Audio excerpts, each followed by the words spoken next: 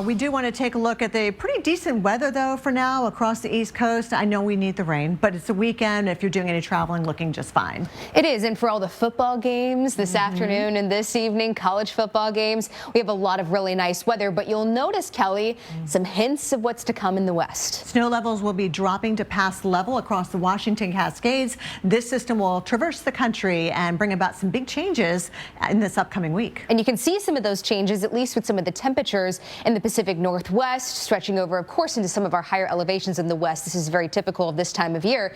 Meanwhile, very comfortable for about the eastern half of the United States. Don't really need the jackets, do we? No. Maybe in the morning, but in the afternoon, you are definitely shedding that layer, right? Even the Midwest, I mean, mid-50s for Chicago, Minneapolis, that's pretty warm for this time of the year. It's going to be one of those days, especially in the south, where you have got the jacket in the morning, maybe the heat on in the car, and by the afternoon, you're like, I used the heat this morning? Exactly. Closet chaos, right, this time of year. Absolutely. Well, heavy rain in Lafayette, Louisiana. Heavy rain at times, even a touch of snow. We're making it virtually rain here in Minneapolis, where we could use some of that rainfall. We do see the rain eventually moving in, but we are way too warm for the Twin Cities. This weekend, we're in the low 50s for a high, and as you can see, the 50s will continue as we start the new work week, Monday into Tuesday. But just you wait. We are going to see those temperatures drop. Look at that, 33 by Tuesday night, and our average low for us is right around 28 degrees. So here's a look at that disturbance moving into the west coast, traversing the Rockies. To the lee of the Rockies in the plains, we'll have that area of low pressure developing at the surface, and that will actually help to pull up some of that moisture, some of that tropical moisture from what's going to be left over from Sarah, which is now near Honduras. So we're going to see some pouring rain and some very windy conditions with this system, and you can see the lines of equal pressure. They are packed in pretty close, so that just gives you an indication of just how windy it will be from the northern plains all the way down toward the south. But just here in the northern part of the country, yes, we could get a good soaking of rain, 1 to 2 inches possibly in a place like Minneapolis and Des Moines. I see some snow according to the Euro, at least in North and South Dakota. The American model wants to give you guys snow more in the way of northern Minnesota, but still a good soaking of rain for many of us that need it across the Corn Belt and the plains. So let's start this up on Sunday. You can see the leading edge of that rain moving up from the south. You've got Des Moines moving up toward the Quad Cities as we head toward 5 o'clock Monday afternoon. Chicago, check on those flights into early Tuesday. There will be some wet weather for your morning commute. Green Bay, Wisconsin, over towards Saginaw, Michigan. We've got the rain slated for you guys as well. But by Tuesday, we start to feel some of that colder air working in and some of that switch over from rain to snow. The winds, pretty impressive. I mean, even outside of thunderstorms, it's just going to be howling out there, 20, 30, even up to 50 miles an hour in the central plains and the Midwest. And these winds will keep on blowing all the way through Wednesday night. A place like Chicago, the Windy City, right? We are expecting rain Monday, Tuesday, all the way through Thursday, Molly. It is going to be a pretty unsettled time. Well, in the Northeast, let's talk about some of the beneficial rain that is moving towards the Northeast. We certainly need it. Now, we're going to have to wait a couple of days, so we have to get through the high fire danger that this weekend is going to bring. But on the other side of that, we have quite a bit of moisture coming from the 95 corridor. But notice this, snow.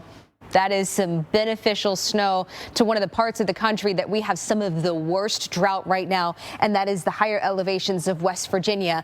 Even some snow coming down in areas like Indianapolis as well as Columbus, the Ohio Valley. Notice who does not have the snow, though. Areas around the Great Lakes, like, say, Chicago, it's going to be a cold rain for you. How much snow are we talking about? This is a very early season system for this part of the lower 48, so there's not a whole lot of cold air associated with it, but if we do see enough cold air, then we have at least the opportunity to get widespread heavy snow. But I think the American model in this regard is a little bit aggressive right now with some of that snowfall, given what we have, at least in some of our forecast models. It's not showing quite enough cold air, but we will see snow, and that rain snow mix kind of going back and forth between the two as throughout the day on Thursday, and that's going to continue to move up to the Northeast. Notice the rain, New York, Connecticut, Boston, Rhode Island, New Jersey, all these places that have been hoping for some rain, and that continues even as we start off Friday morning. Now, Friday evening, this system is still continuing mainly across the higher elevations. Look at all of that snow continuing to pile up, still raining in Boston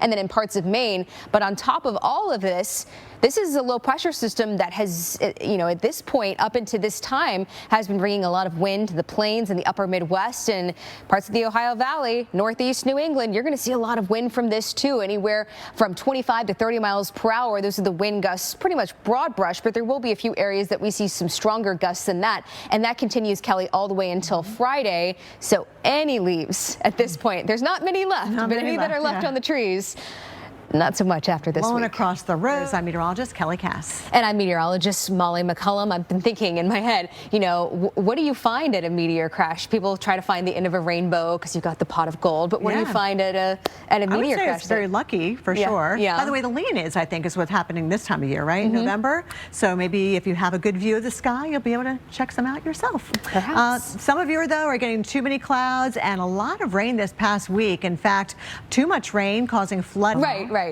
But as far as like for our interests, we're going to keep it here on the lower 48. And the moisture coming from, how about Central America? Yeah, the moisture left over from what's Sarah right now near Honduras is going to interact with this next system that's going to be tracking across the country. It's going to be diving through the southwest tomorrow and then ejecting out into the plains, pulling up that moisture, that tropical moisture. And yes, there will be some of that Sarah moisture moving in, and that's going to allow for some heavier rainfall rates, which unfortunately could lead to flooding besides the severe weather threat. And look at the lines of equal pressure. These are isobars packed in pretty close, so it is going to be a very windy system, whether in the north or the south.